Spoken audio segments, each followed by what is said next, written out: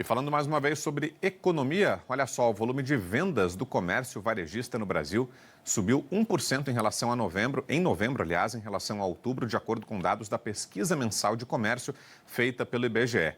Sobre isso, converso agora com a Marcela Cauti, que é economista-chefe da Lifetime. Obrigado, Marcela. Boa tarde. Olá, Vitor, boa tarde a todos.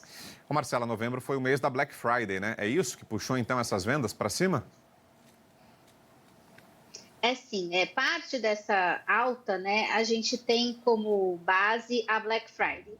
Ainda que ela aconteça todos os anos e ela já entre ali na desazonalização dos dados mensais e também na comparação anual, a gente sabe que o consumidor ele tem mudado a forma que ele faz as compras de Natal, por exemplo. Algumas pessoas têm antecipado essas compras para Black Friday. E aí o mês de novembro vai ganhando força a cada ano por conta da intensidade de compras durante a Black Friday. A gente viu isso nesse indicador de vendas no varejo, quando a gente olha aquele item eletrodomésticos, né? Móveis e eletrodomésticos, por exemplo. Isso é um item bastante impulsionado pela Black Friday. Mas tem também uma outra questão bastante importante. O mercado de trabalho ele continua muito aquecido.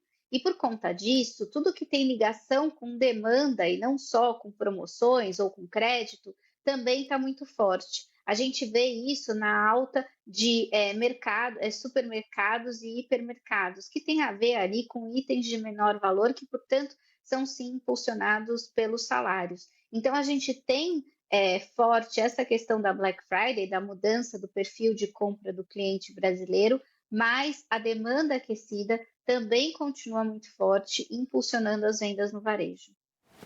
E a tendência é que isso continue daqui para frente, Marcela, para os próximos meses? A tendência é que o que a gente viu em novembro continue sim para os dados de dezembro e para os dados de janeiro. E o que é essa tendência? São dados ainda positivos, mas com perda de força em relação ao que a gente via nos meses anteriores. Então, ainda que as vendas no varejo do mês de novembro tenham sido bastante fortes, né, bastante expressivas, elas têm mostrado ali uma intensidade menor do que o que a gente via no passado. Isso porque a taxa de juros elevada, né, ali em 15%, ela tem um peso sobre a atividade econômica e esse peso é de desaceleração. Então, terminando 2025, ou seja, o dado de dezembro, que a gente ainda não tem, e entrando em 2026, provavelmente a gente vai ver essa continuidade da desaceleração, mas uma desaceleração que vem de forma ordenada, ou seja, uma desaceleração pouco a pouco, mês a mês, o que deve depois ajudar também a segurar a inflação ao consumidor.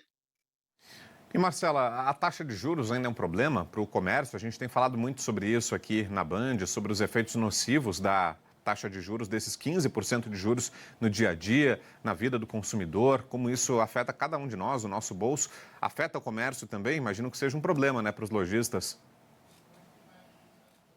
Certamente, o empresariado, de forma geral, sofre com juros altos porque são esses juros que acabam colocando preços sobre o crédito.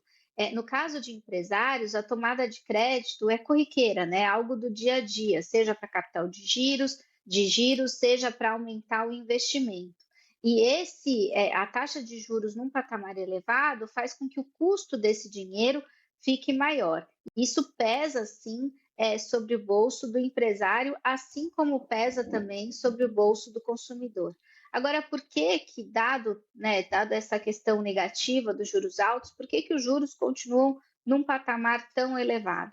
Porque o Banco Central entende que o custo da inflação sair do controle, ainda mais num país como o nosso, que tem uma memória inflacionária muito grande, esse custo é maior do que o custo de lidar com juros altos. A gente tem inflação que está acima da meta já há muitos anos. Em 2025, pela primeira vez no pós-pandemia, no ano fechado, a gente teve inflação ali dentro do intervalo da meta, mas ela não chegou no centro da meta, e a composição dessa inflação ainda é muito ruim. O que puxa para baixo é a ajuda do câmbio, mas a parte da demanda, impulso do mercado de trabalho e dos programas de transferência de renda, essa ainda está muito alta. Então, o Banco Central entende que pesando ali esses dois fatores, os juros precisam ficar 15% durante algum tempo para segurar a inflação, e aí sim esse Banco Central teria um pouco mais de conforto para trazer a Selic para baixo. Muito bem, Marcela, obrigado pela presença aqui, pelas informações. Ótima tarde para você, bom trabalho. Muito obrigada, é sempre um prazer participar. Boa, valeu, obrigado, um abraço.